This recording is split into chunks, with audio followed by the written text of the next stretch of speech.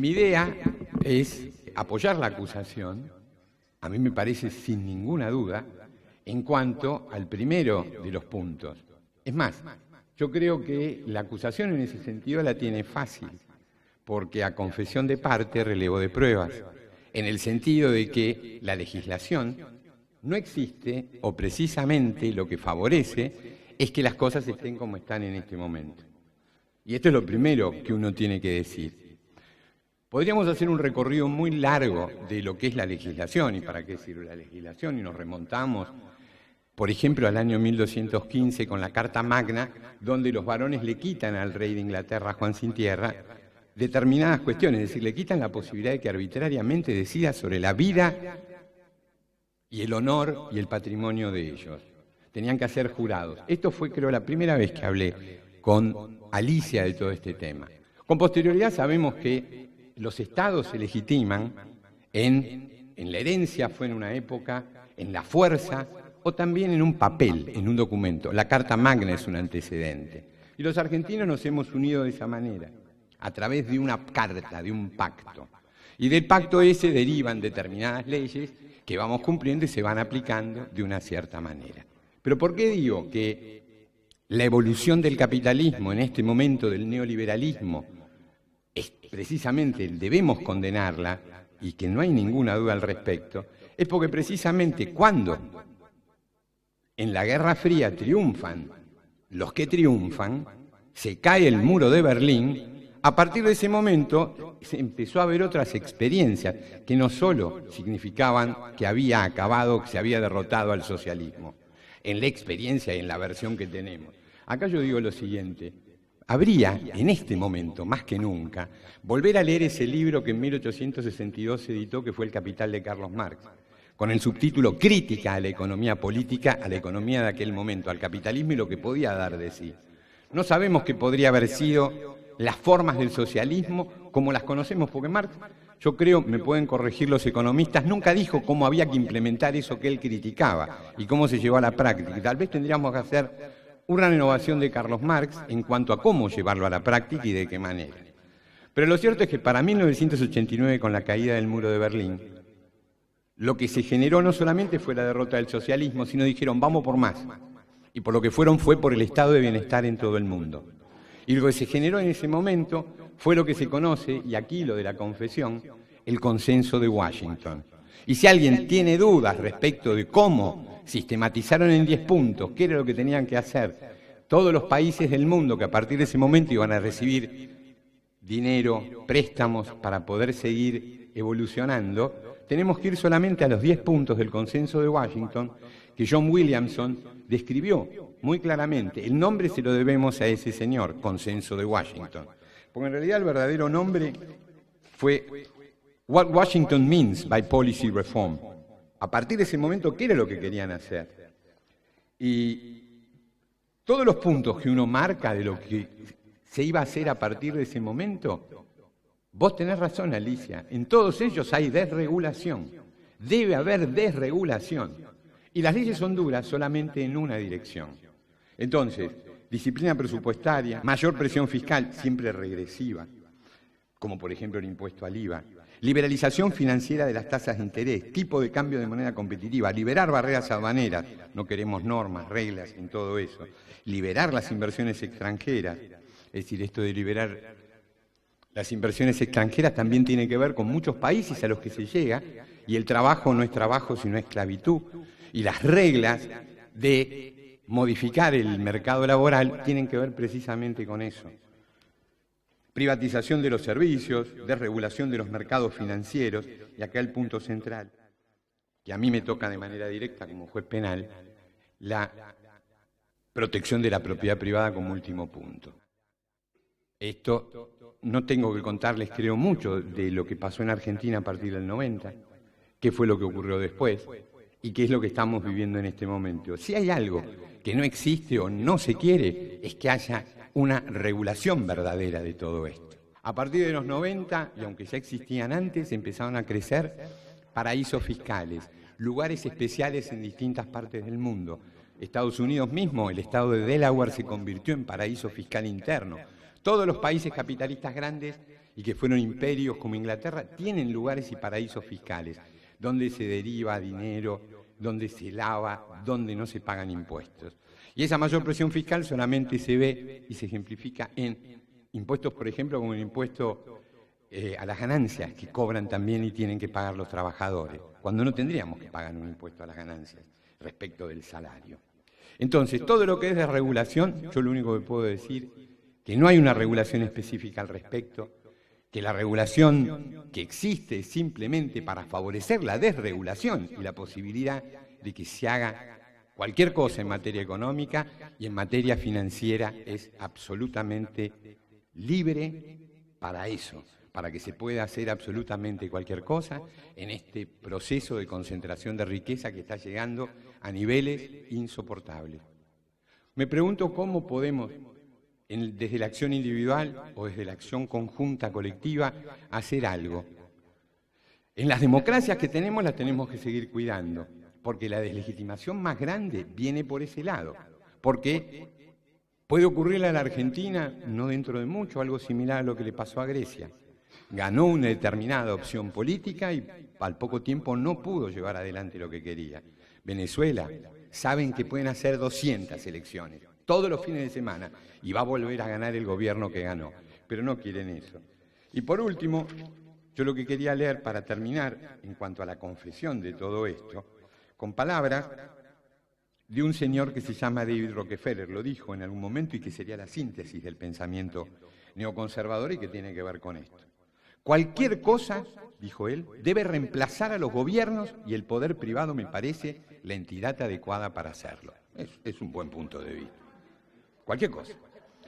Y segundo, la soberanía internacional de una élite intelectual y de banqueros es preferible al principio de autodeterminación de los pueblos. Tomá mate. Digo, más claro creo que no se puede llegar a ser.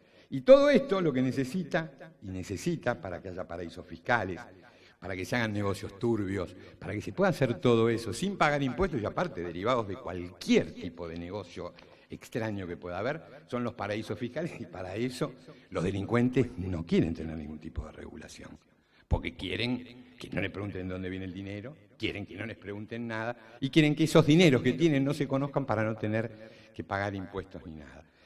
Yo sugiero que se lo cite a Rockefeller para que ratifique esto, que lo ha dicho en un montón de lados, y ahí vamos a tener la conclusión de que efectivamente la tesis de Alicia en cuanto a la legislación es correcta, no hay legislación, y la que hay solamente favorece la concentración de riqueza. Nada más. Gracias.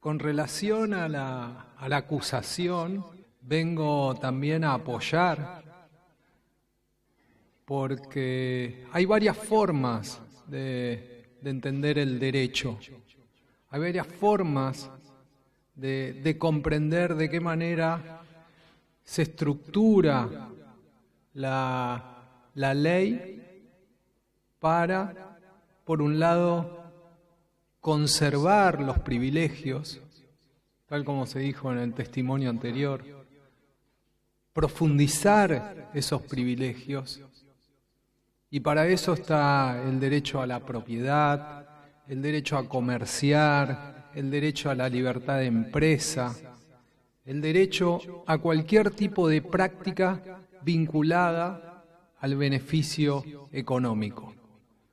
Pero también el derecho es una herramienta de compensación. Los derechos sociales aparecieron en las luchas de los trabajadores a finales del siglo XIX, principios del siglo XX, y establecieron una especie de procedimiento de compensación. Aquellas ventajas que tenía el capitalismo, aquellas ventajas que tenía el propietario sobre el inquilino, el dueño de la empresa sobre el trabajador, tenían que pasar por otro tipo de mecanismo, tenían que pasar por otro tipo de tamiz. De alguna manera, los derechos sociales intentaron ecualizar esa desventaja. Claro, es cierto que en esta batalla, en esta tensión entre una forma de entender el derecho como conservador de las ventajas, de los privilegios, o entender el derecho como un proceso de compensación de desigualdades, el capitalismo siempre gana, ¿no? El capitalismo siempre obtiene ventajas. La incorporación y discusión por parte de la comunidad internacional de tratados internacionales de derechos humanos mejoró de alguna manera esta idea única de que el derecho sirve para conservar el poder. Los derechos humanos vinieron a mostrar que el derecho sirve para asegurar libertades, ¿no? Libertades ambulatorias, libertades políticas, libertades de conciencia, libertades del cuerpo.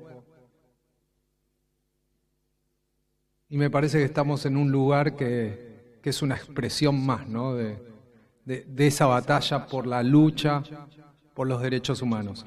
Pero también los derechos humanos trajeron algo de información acerca de la importancia que tiene el derecho para mejorar la posición de los más débiles, para mejorar esos mecanismos de compensación, para intentar mostrar que la igualdad no es solo una igualdad formal para comerciar, para negociar, sino que la igualdad tiene que ser una igualdad sustancial, ¿no? Que tome en cuenta las desventajas que hay de origen, de nacimiento, de género, de posición económica, de situación migratoria, de nacionalidad, de opinión,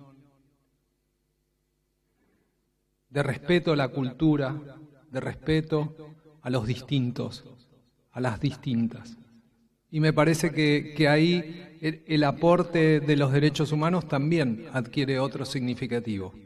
Bueno, pero esto genera problemas, esto genera tensiones, como vimos en el testimonio anterior. Y tan solo quisiera dar algunos ejemplos que puedan servir a la acusación, que puedan darle contenido a esta acusación en términos de ejemplos concretos, ¿no? Me parece que la gran discusión acerca del rol del derecho y la relevancia de los derechos sociales tiene que ser una discusión lo más amplia posible. Tiene que ser una conversación con todos los sectores. Pero este juicio por ahí puede identificar responsabilidades concretas con relación a algunas prácticas, algunas ventajas que siempre lleva adelante el capitalismo. Por ejemplo, hay empresas que compran tierras y las mantienen de manera improductiva durante años, esperando que el Estado construya cerca una ruta, esperando que el Estado desarrolle unas cloacas, y ahí sí las venden, claro. Las venden con una diferencia muy importante de plata. Las venden porque el Estado necesita tal vez tierras para construir viviendas sociales. Y eso no tiene ninguna consecuencia, sino que todo lo contrario. Genera un beneficio económico importantísimo para un sector de la sociedad que se aprovecha de su posición capital para acaparar tierras. En otros ejemplos, para maximizar la producción agrícola, fumigan con aviones todo un pueblo, fumigan con aviones toda una escuela. Claro, es muy difícil desde el aire calibrar la necesidad de fumigar exclusivamente aquellos campos para el cultivo. Entonces fumigan todo por las dudas, y eso genera afectaciones al derecho a la salud, afectaciones al medio ambiente. En el caso de los trabajadores, hemos encontrado prácticas que se denominan de tercerización laboral, y hemos visto que en el año 2006 un taller en la calle Luis Viales, donde se producían ropas para importantes empresas, se incendió. ¿Saben qué? Todavía no podemos encontrar, o los abogados y abogadas y las familias De esos trabajadores que murieron, fueron 6 trabajadores de origen boliviano, no pueden encontrar quién era el que mandaba a producir la ropa a ese lugar. ¿Por qué? Porque hay una cadena de desresponsabilización que impide descubrir quién era el socio capitalista que mandaba a elaborar esas prendas. Entonces, estas son 3 prácticas que me parece que este tribunal puede evaluar, puede desarrollar y puede contribuir a la acusación. Muchas gracias.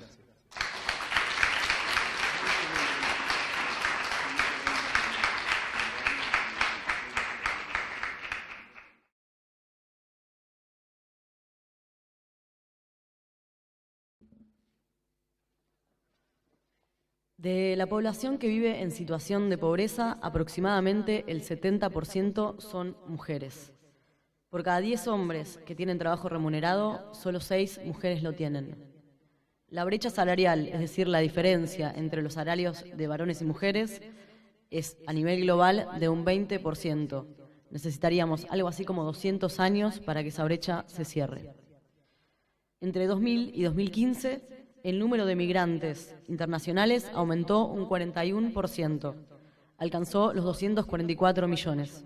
Casi la mitad son mujeres que en su mayoría migran y dejan a sus hijos al cuidado de otras mujeres para emplearse en tareas domésticas en países con salarios más altos. A esto le llamamos cadenas globales de cuidado. 52 millones de personas en el mundo están empleadas como trabajadores domésticos. El 83% son mujeres. El 30% no tiene ningún derecho laboral. El 90% de la propiedad privada, de la propiedad de la tierra a nivel global, está en manos de hombres. 50.000 mujeres son asesinadas por año en el mundo dentro de su círculo íntimo.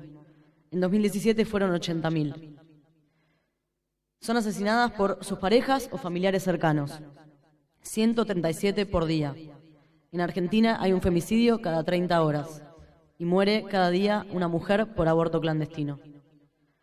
Hasta 1990, la Organización Mundial de la Salud consideraba una enfermedad a la homosexualidad. Al día de hoy se considera un delito en más de 70 países. Cerca del 40% de la población vive en países donde la homosexualidad es perseguida, siendo la India el que más habitantes tiene.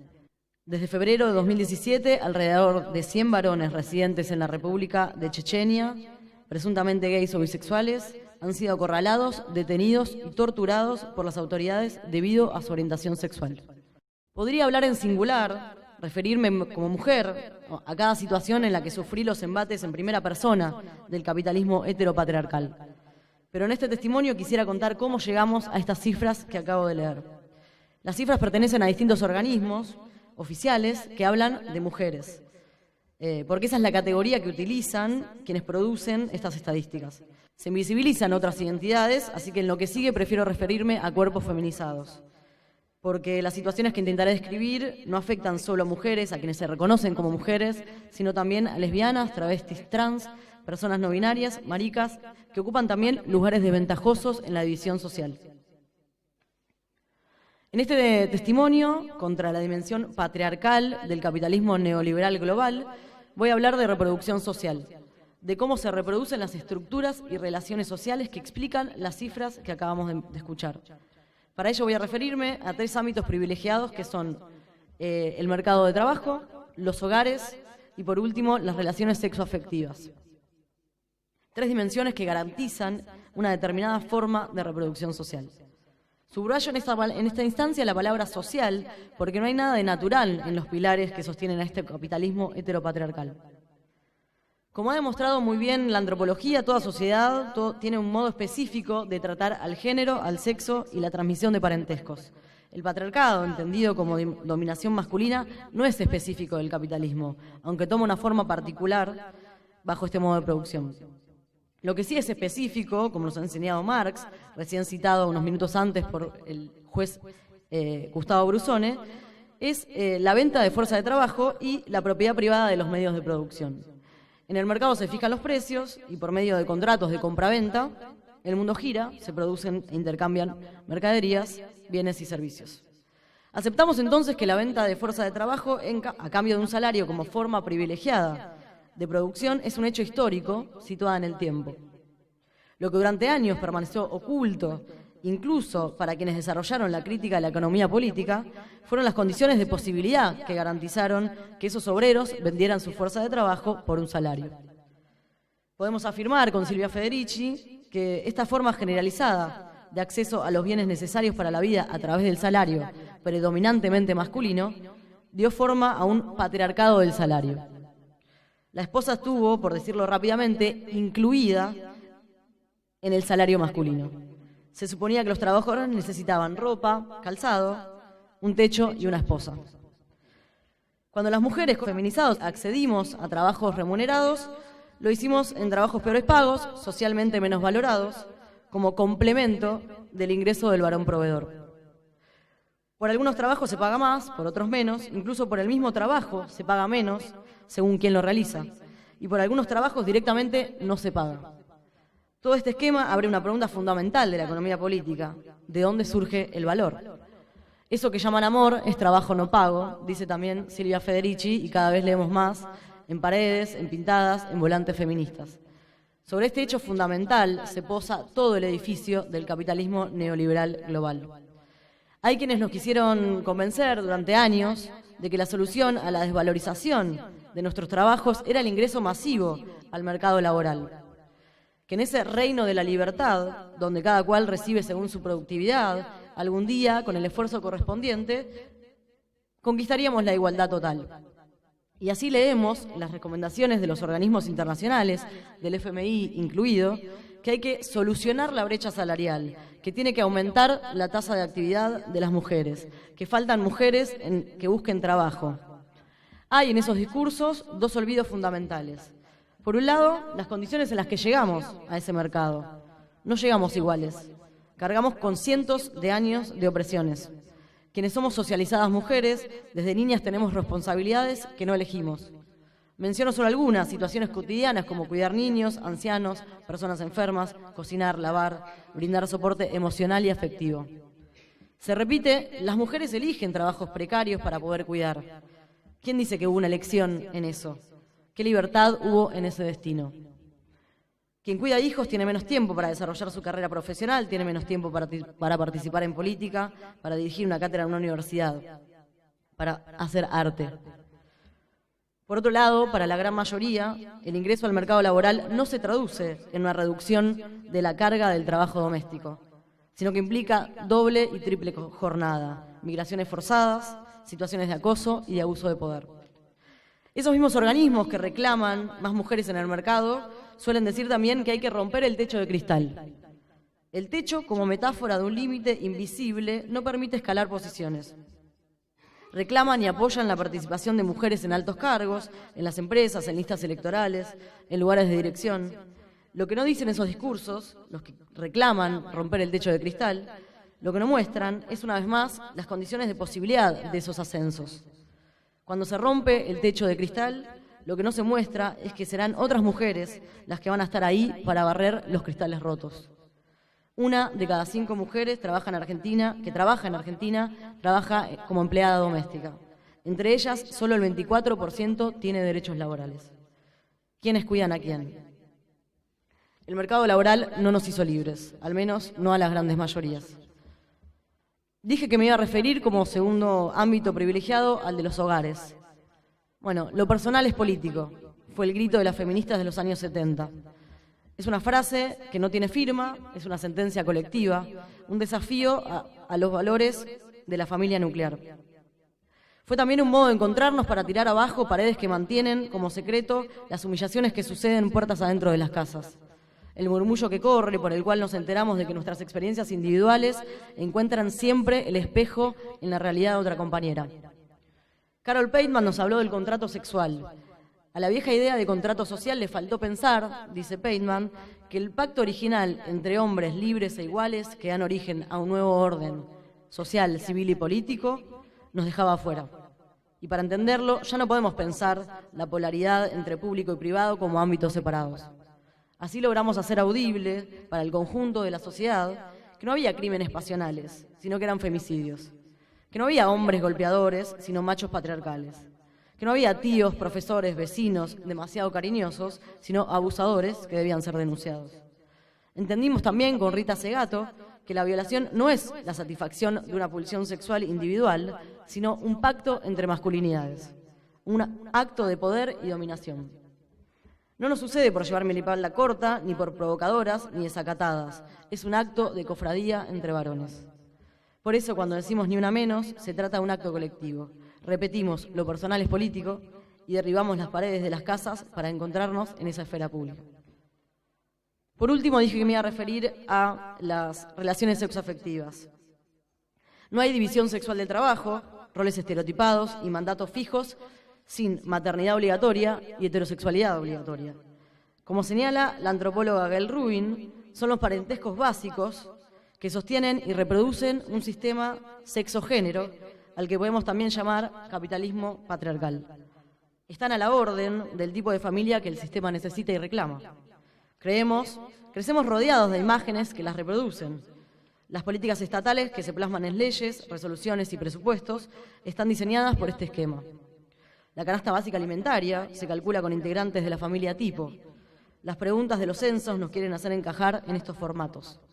Las publicidades, aquí y allá, reproducen la figura de la madre, el padre y los hijos. La política de vivienda, los servicios sociales exigen adaptarse a este mandato. Llamamos heteropatriarcado al sistema que condena y complica la vida de quienes deciden apartarse de la norma. En buena parte del mundo se persiguen las relaciones entre personas del mismo sexo y el placer de los cuerpos feminizados es borrado del mundo de las posibilidades. Existen todavía ablaciones de clítoris y se diagnostica histeria y frigidez. El ataque contra la educación sexual integral, bajo la consigna "con mis hijos no te metas", condensa el miedo de los conservadurismos religiosos al descubrimiento y la experimentación libre de una sexualidad sana y laica. Las iglesias vuelven a aparecer, en medio de la crisis en la que todo parece inestable, como la punta de lanza en defensa de las estructuras patriarcales. Roles de género estancos, las niñas deben parir y cuidar, deben ser madres, deben dedicarse a sus hogares. Garantía de una división sexual del trabajo favorable a la dominación masculina. Se defiende la esfera de los hogares, la familia, como el ámbito de lo privado por excelencia. A mis hijos los educo yo. En un mundo en el que crece la precariedad y la incertidumbre es cada vez mayor, la Iglesia invita, da resguardo, ofrece una institución fuerte y con recursos. Pero la autonomía sobre nuestros cuerpos, deseos, va en contra del proyecto histórico de las iglesias, socia fundamental del capitalismo que conocemos. Pero ¿qué pasa si finalmente pensamos en desarmar cada uno de estos esquemas? Este testimonio fue un intento por demostrar que cualquiera que alce su voz para denunciar los embates del capitalismo neoliberal global deberá anunciarse feminista y combatir, donde sea, al patriarcado. Quise dar testimonio de los efectos de esta forma de reproducción social tan particular y hoy esparcida por el mundo entero, que se lleva puesta la vida y los sueños de millones. Hablamos de trabajos, de hogares, de relaciones sexoafectivas. Nadie está por fuera de ellas. Por eso, como dice Bell Hooks, el feminismo es para todo el mundo. El feminismo es una denuncia global al capitalismo neoliberal y es también la invitación a diagramar otras formas de producir y reproducir nuestras vidas, el modo de relacionarnos. Como dijo hace poco una compañera, nuestras consignas no son algo vacío que puede llenarse como si fuera un carrito de supermercado. Cuando decimos ni una menos, decimos ni una migrante menos, decimos ni una trabajadora menos, decimos ni una menos sin jubilación. El machismo nos tiene hartas de doble jornada, nos tiene hartas de la moralización de nuestro placer, nos tiene hartas la violencia de todo tipo. Se nos atribuye el papel de gerentas de la crisis, siempre ahí poniendo el hombro cuando parece que todo colapsa. Si esta vez lo que se desmorona es el capitalismo patriarcal, no estaremos para sostenerlo, lo vamos a empujar. Que se caiga, se va a caer.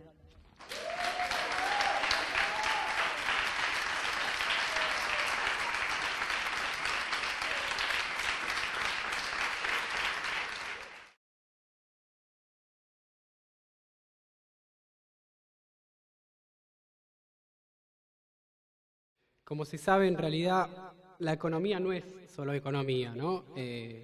Ya no se nombra así, pero en realidad es economía política, porque justamente nos habla siempre de relaciones de poder, es decir, qué se produce, cómo se produce, quiénes son los que se producen, quiénes son los que producen esa riqueza y cómo se distribuye esa riqueza, tiene que ver siempre con relaciones entre clases sociales, ¿sí?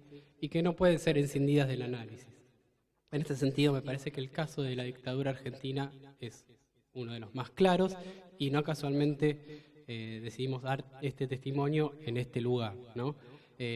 Fue la imposición de un programa económico, de un modelo económico que conllevó, bueno, unos 30.000 desaparecidos. La dictadura, cuando asume, se encuentra con una situación de conflictividad social y económica caracterizada por una redistribución o un aumento de la participación de los trabajadores en el ingreso. Y esto es lo que se va a proponer, de alguna manera, revertir. Esta dinámica de una sociedad conflictiva, ¿sí? Y una reversión de la participación de los trabajadores en el ingreso. En este sentido, el equipo económico de la dictadura asume con un discurso neoliberal, ¿sí? Con un programa neoliberal, diciendo que venía a modernizar la economía, venía a liberar, como decía el propio ministro Martínez de Hoz, a liberar a las fuerzas productivas, a generar una mayor competitividad, modernizar, aumentar la productividad. Uno puede decir, estos son los objetivos manifiestos, ¿sí?, del programa económico de la dictadura, pero detrás de estos objetivos manifiestos uno puede encontrar objetivos latentes, ¿sí?, que tienen que ver con golpear, fragmentar, destruir a los sectores populares y, por el contrario, unificar la dominación social, generar una mayor concentración económica, ¿sí?, y una nueva hegemonía. En ese sentido, la dictadura va a adoptar determinadas medidas de corte neoliberal que tienen que ver con una fuerte represión salarial, con una apertura comercial, con una liberalización financiera y también con un enfoque monetarista, ¿sí? Las consecuencias de este tipo de políticas